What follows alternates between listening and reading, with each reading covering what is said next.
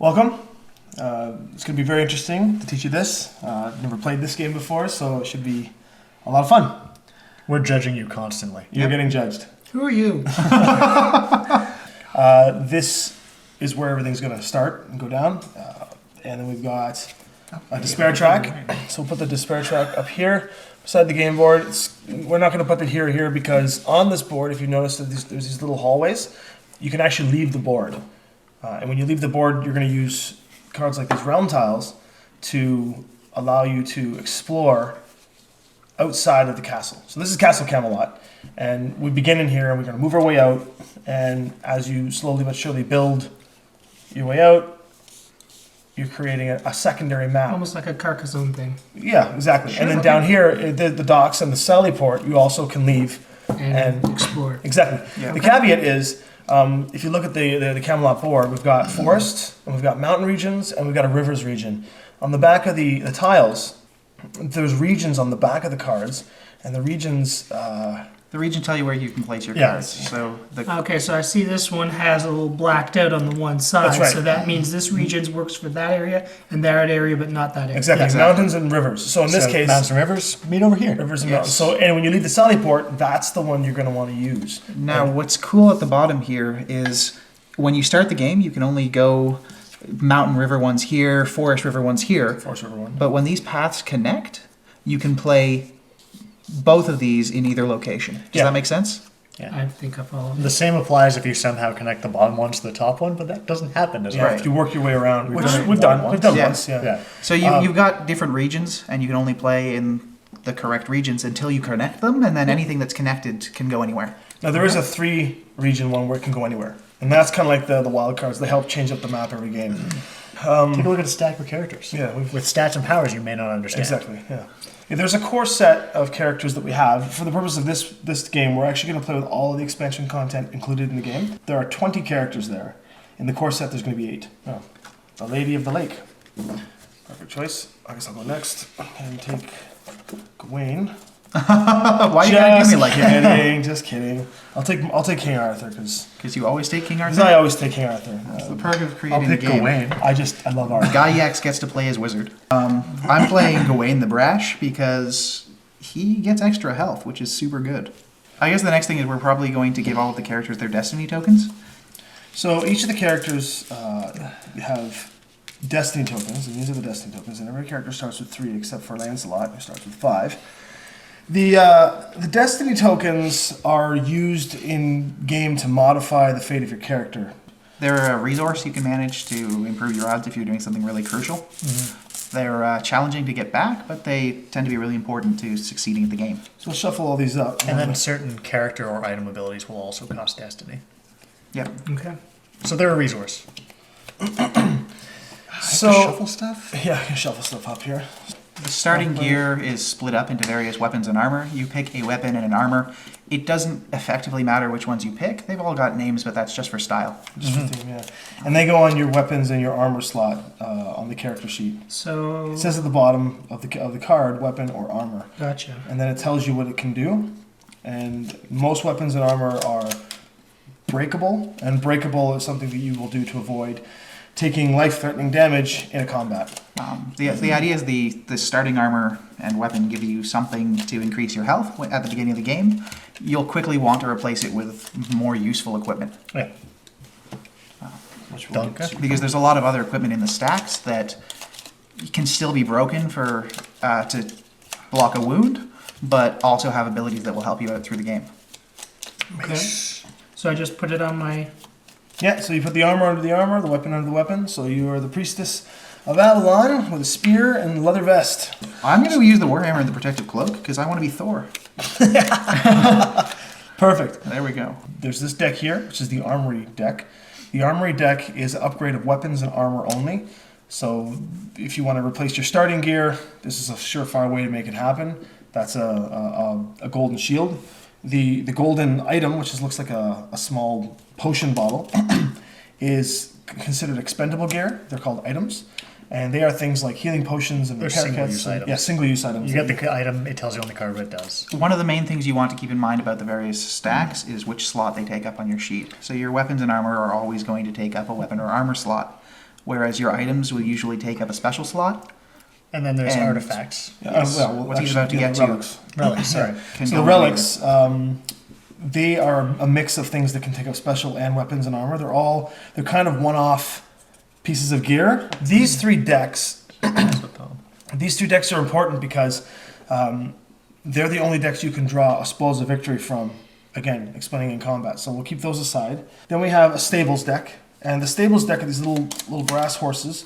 We're not allowed to draw from this deck until a certain condition in the game is met, which we'll explain when we get to winning conditions. Yeah. But the Stables deck gives you mounts that when you put in your special slot, usually special slots, some of them are for free, they increase the movement of your character to let you get across the board a lot faster. Yeah. Pretty vital. It's very powerful. These interesting winged-looking crosses are called artifacts. And if you look on your character sheet, every character has a personal quest. And your personal quest basically is what it takes for you to get that artifact. It's not a winning condition, so you don't have to complete your personal quest. It simply is a bonus. Yeah, and usually the like all of the characters' items are something that really helps them do what they do, or it just meshes well with the character's abilities and stat spread. So these crosses are called virtues. Now, in the actual manufacture of the game, they're going to be thick plaques, but for the purpose of playtesting, they're these simple little cards. These are a losing condition, meaning that if we run out of these cards, the game is over.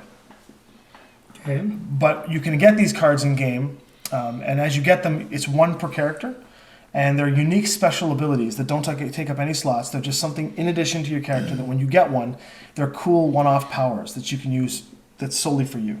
Yeah. So then we have these encounter cards. There's these little golden flags. The encounter cards are not in the castle, but they're in here. When you find a road, let's find a road for you. There we go. When you find a road tile, it just simply says road. And it has this logo on it. Whenever you pass that road, every turn, you have to draw from this deck.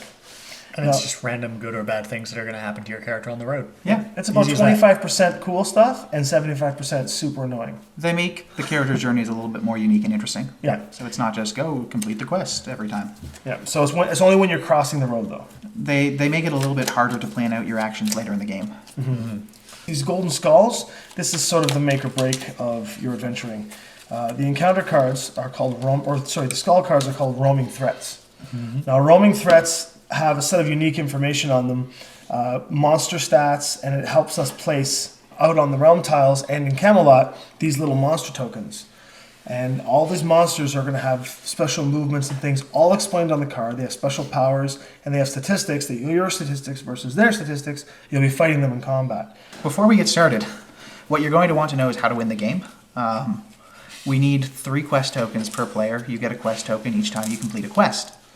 Anyone can collect the quest tokens. It doesn't matter who does it. One person could carry the team, collect every quest token, and we'd still win. I like that you're pointing to me for that. Well, I knew it was going to be you, so I figured I'd just be completely transparent about it. The other condition for winning the game is that there is a adventure or a story we're on, right? These story quests are sort of the main flavor of every particular game. There are going to be a bunch of different story quests which change up the rules slightly.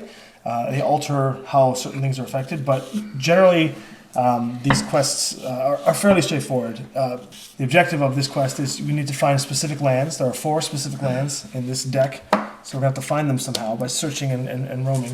And then there are certain, it gives you specific things that you have to do when you find these tiles. You have to go to the tiles, perform a particular action, and then you get the story token. That's okay. Once you've got the story token, you get to bring that story token back to the round table, and once all 4 story tokens have been brought back to the round table, we've triggered the end of the game.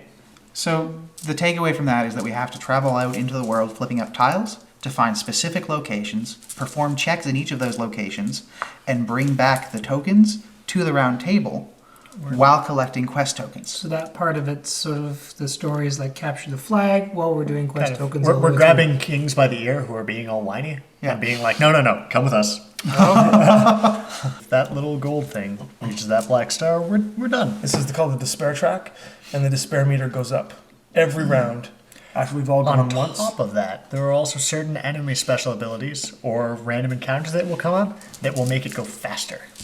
I think No pressure, bastards. So these are called wound tokens, and when you take damage in combat, you get these wound tokens. They go onto your sheet. You only get one. If you get a second one, you're dead. Unless you're Sir Gawain. Unless you're this guy. Unless he gets an extra one. Yes, Yeah. Okay. which is pretty worthwhile, And especially. dying is Dying. Okay, so we're not really dead. You're defeated. So your character is gone. You take him away from the game. He's considered. She or she's considered defeated. For one reason or another, they can't keep adventuring. Exactly. okay. So then you get to pick a new do I character. get to pick a new Yes. character? But basically, I'm back to a starting point for Yes. that character. That's right. Absolutely. All So of- I have taken us one step back from a winning condition in terms of building up my character and making sure he or she is powerful enough in order to keep going. On top Well- of that, if we lose enough characters, we lose the game. That's right. Yeah. That's another Okay, so one. that's of the another losing So there's condition. three losing conditions. So there's the virtues Run out of being milled virtues, out. despair hitting 0, or a number of characters equal to the number of players dying. That's right. By the end of this, he's going to have lost 3 characters, and Cameron's going to have all of the quest tokens. Yeah.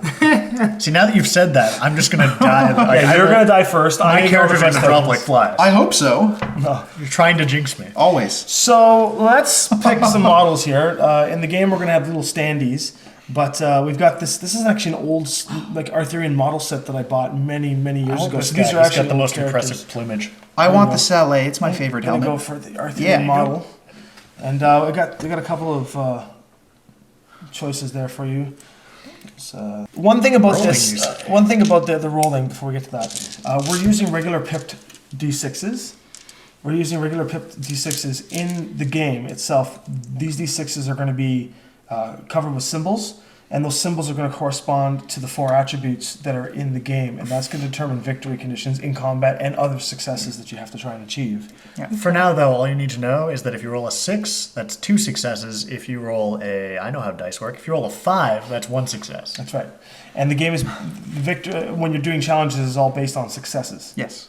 In the So- meantime, the first thing you'll want to note is what your move stat is, because you don't roll your move. That's just a set number of tiles that you can step on. And Okay, so everybody my moves move forward. stat says 4. Yeah, so you get Right. 4 hexes a turn. Okay. We'll So I go through that now. I as can we go step up to 4, or I have to take 4. You can go Up any to- number of 4 you want. Okay. So, for now, I guess we'll each roll. Whoever rolls highest goes first. Yes. In the final gonna be version me. of the game, Yes! There'll be 6-siders. There's 2 6-sided Yes. dice going in every version of the game. 3. oh, you we got to roll off. roll off. All right, Sir Gawain. Did I say highest? No, I you're meant king. lowest. Ah, I'm going to read my special power. Every character has one special power they can use in the game. King Arthur's special power is he may take a wound token for another player in play to gain a special destiny token. This destiny is above his maximum limit. So what that means is if you take one of these, and it could kill you. It's the one that's going to kill you in the game. I can elect to take the wound for you, being the king, and I get a special one of these destiny tokens in place, which allows me to sort of survive my way out. It's a reward for taking the damage for the people of my kingdom. Okay. That's my But special if power. you are Arthur and you take 2 wounds, If I'm wounded and I take the wound for you, then I die. yes. But that's useful sometimes. So that's Arthur. And also it says every character has a favorite enemy. And the favorite enemy is a +1 die to all rolls versus something and something. Yeah, that's So- pretty self-explanatory. Exactly. So, if you get into combat, each creature or enemy will tell you what type of creature it is. So there'll be knights or magical creatures or Saxons, dragons or druids, whatever. witches, undead, demons, giants, grants, whatever. Arthur's ability was really fun to put together. That Yeah. was one of the ones where we put him together as a support character, but we added the extra destiny token so that his ability gave him something to do on his own turn, and not just as a reaction. If that makes a little bit more sense. So what does Nimue say? so the special ability here is may spend a destiny token to ignore and teleport across 2 Albion tiles in addition to her movement. Favored enemy is +1 on all rolls versus druids and witches. Okay, so the special, do you understand how that works? So spending one of these, Yep. which are hard to acquire in the first place, Yep. and then that so to ignore and teleport across 2, well, I guess it's just a teleport ability. Yeah, pretty much, yeah. So you get your 4 movement. So your character would go. Let's say we had a few tiles out here, Yep. or say you're here and you want to get over to here. So you could go 1, following these little hallways, 2, 3, and then 4. But you really want to get to the drawbridge to fight a monster or something that's there. You spend, or even you want to get out of the castle.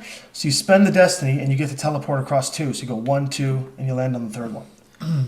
The other reason why that's useful is it lets you go over road tiles without taking the encounters. That's right. Or tiles that have monsters on them. Because Exactly. it's a teleport, it's not just extra movement. Yeah. Okay. All right. I'm playing Sir Tristan of Lyonesse. Tristan's special is that he can hold 2 weapons, and that the second one doesn't take up any slots. And I'm good against giants and demons. So Sorry, you can grants and two-fist it. demons. Yeah, absolutely. And over here we have. Well, I'm Gawain the Brash. We've already been over the fact that I get extra health, which is great because I like staying alive through these games. On top of that, I get +1 on all rolls versus knights and witches. Great. Yeah, that's Cool. what there is to it. So we've all got our personal quests. We'll just reveal them as we go along. I guess, so I'm going first. Yep. So I'll begin. So the first thing, so this is the key turn counter. That whoever has this basically is the leader of the turn. When we've gone around, all of us, I'll go a second time. And when I've gone a second time, then the key turn counter moves over to you. Once it moves over clockwise to the next person, that's when the despair track goes up 1 and all the monsters move. So this is essentially the monsters movement and the game's movement.